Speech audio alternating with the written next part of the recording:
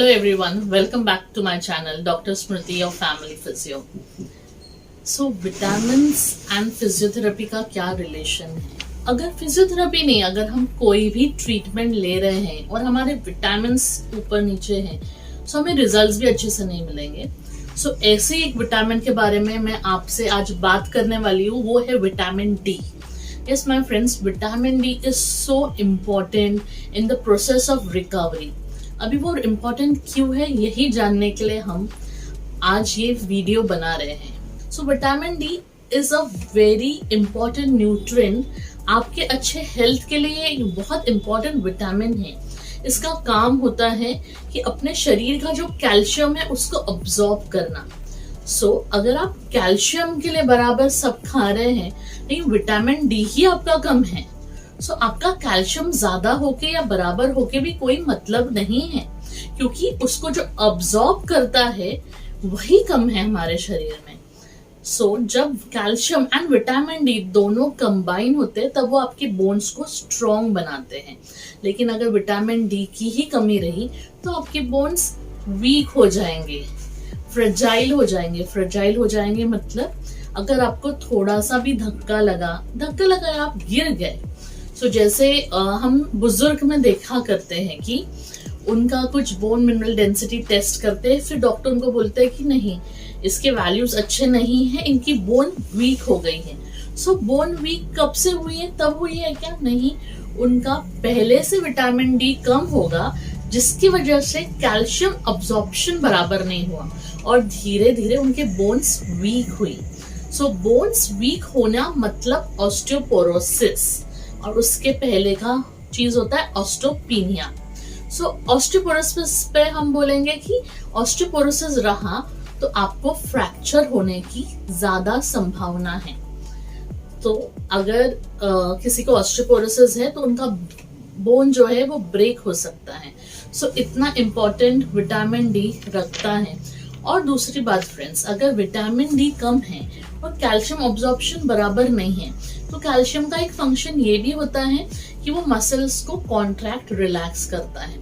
जो relaxation phase है वो बराबर होता नहीं. उसके वजह से फिर दुखना, कहीं पे भी एक्स एंड पेन्स रहना, मसल टाइट हो जाना.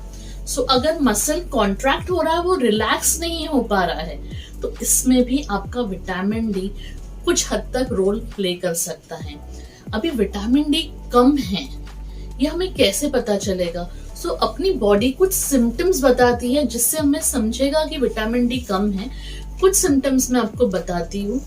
पहले तो है बहुत थकावट लगना, मतलब कुछ नहीं करेंगे आप फिर भी थकान लगना, दिन भर थकान रहना, वो एक सिम्टम हो सकता है आपका. दुखना, हर एक जगह आपके जॉइंट्स दुखना, या फिर साधारण लैंग्वेज में अगर बोले तो बोन पेन होना, मसल वीकनेस रहना, मसल कहीं पे भी दुखना, या फिर क्रैम्प्स आना. क्रैम्प मतलब एक अचानक, जो हम नॉर्मल लैंग्वेज में बोलते हैं कि चमक आ गई है, ठीक है. मसल का वीक होना, मसल में पेन रहना, या मसल जकड़ जाना या चमक आना. मसल पे जैसे मैंने आपको बताया कि कैल्शियम का फंक्शन होता है कि रिलैक्स करना मसल. अगर विटामिन डी कम है, कैल्शियम अब्सॉर्प्शन कम होगा, तो इनडायरेक्टली उसका इफेक्ट मसल पे भी हो रहा है. इसलिए muscle weakness, muscle x, muscle cramps, muscle spasm ये भी हो सकता है. और बहुत इंपॉर्टेंट जो है वो mood changes. Yes, depression has been seen in people who have vitamin D deficiency. ये कुछ सिम्टम्स है जो आपको ध्यान देने चाहिए कि अगर वो आप में हो रहे हैं, आपको विटामिन डी टेस्ट कराना चाहिए. और एक बहुत ही खास फाइंडिंग मैं आपको बताती हूँ, जो स्टडी हुई है और ये पाया गया है कि इंडिया के मेट्रो सिटीज में अराउंड 90 to 93% लोग विटामिन डी डेफिसिट है. अभी वो क्यों? क्योंकि हम लोग काफी टाइम ऑफिस के अंदर ही रहते हैं, हमें सन एक्सपोजर नहीं मिलता है, इसलिए ये स्टडी में देखा गया है, क्योंकि हमारी लाइफस्टाइल वैसी हो गई है.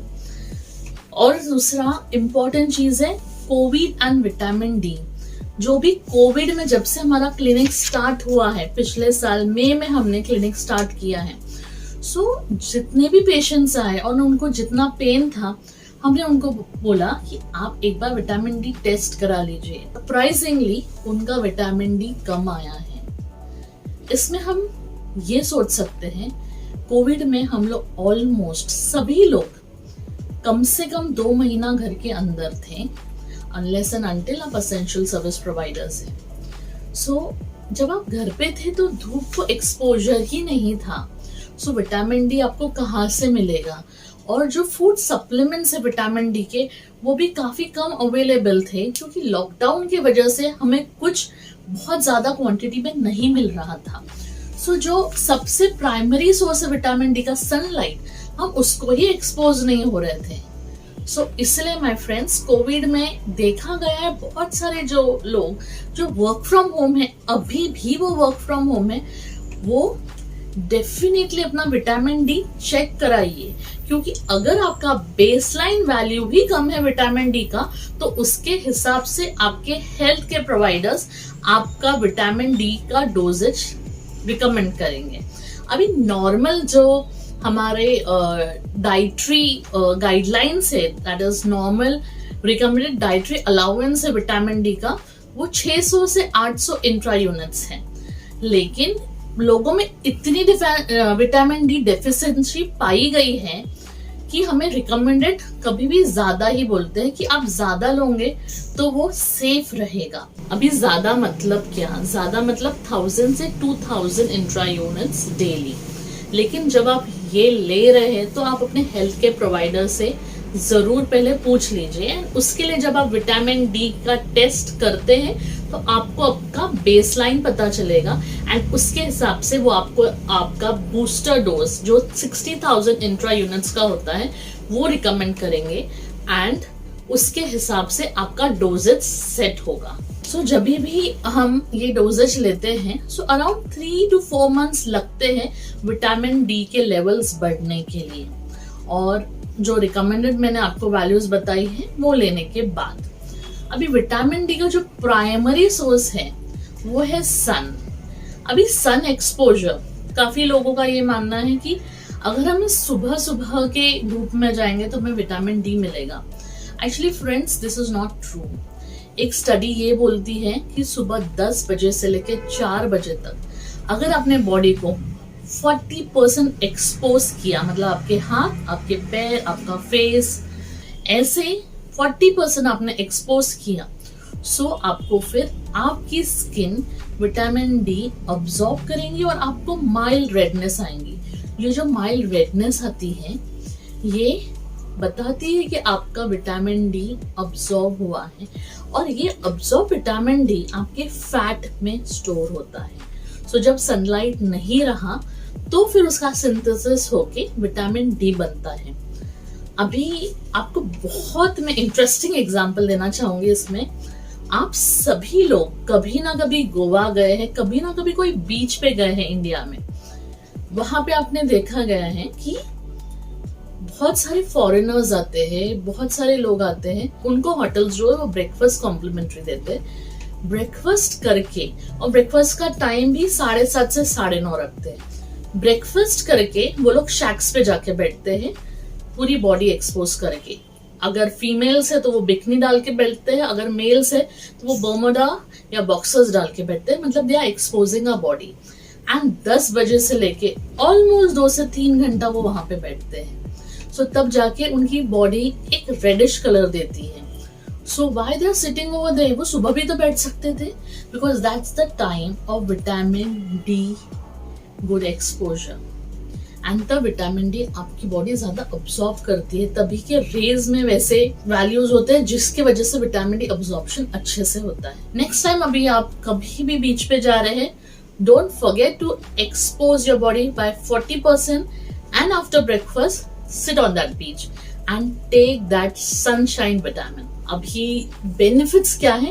कुछ बेनिफिट्स मैं आपको स्पेसिफिकली मेंशन करना चाहूंगी क्योंकि इसकी स्टडीज हो गई है। So according to American Medical Association ये बोला जाता है कि vitamin D helps us to fight many diseases. उसमें एक एग्जांपल उन्होंने दिया है मल्टीपल स्क्लेरोसिस। मल्टीपल स्क्लेरोसिस के चांसेस कम हो जाते हैं अगर आपका विटामिन डी अच्छा रहे। दूसरा है कि एक स्टडी 2008 में हुई थी, जो पब्लिश हुई थी सर्कुलेशन के मैगजीन में। वहां पे बताया गया है कि अगर आपका विटामिन डी अच्छा है तो आपको हार्ट डिजीज होने के चांसेस काफी कम होते हैं। एंड थर्ड है, विटामिन डी अगर आपका अच्छा है तो आपको फ्लू जैसी बीमारियां कम होगी। फ्लू में हमारा बुखार आ गया है, और ये आपने कोरोना में देखा ही है कि काफी doctors vitamin D, vitamin C ये रिकमेंड कर रहे थे सभी को। और एक ऐसा टाइम आ गया था कि फार्मेसी में हमें विटामिन डी, विटामिन सी नहीं मिल रहा था, बिकॉज विटामिन डी इतना इम्पोर्टेंस रखता है कि वो आपकी इम्यूनिटी बढ़ाए एंड आपको फ्लू समान बीमारियों से बचाव करे। और ये भी स्टडी हुई है फ्रेंड्स, और ये स्टडी जो हुई है ये 2010 में हुई है, अमेरिकन क्लिनिकल न्यूट्रिशन के जर्नल में पब्लिश हुई है। सो ये कुछ बेनिफिट्स है।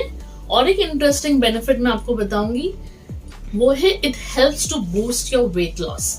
So when you are having a good amount of vitamin D, rather the required amount of vitamin D, आपका weight loss होता है, of course lifestyle change के साथ, exercises के साथ, but vitamin D रहा आपका बराबर तो it will help you.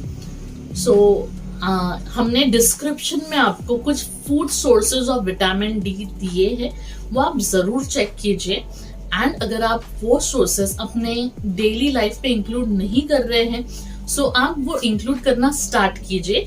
हमने वेजिटेरियन, नॉन वेजिटेरियन दोनों का ख्याल रखते हुए ये सोर्सेस डिस्क्रिप्शन में दिए हैं। सो फ्रेंड्स, आपको पता ही चल गया है कि विटामिन डी कितना इम्पोर्टेंट है, और उसको हमारा हेल्थ अच्छा रखने के लिए उसका नॉर्मल लेवल्स में होना बहुत जरूरी है।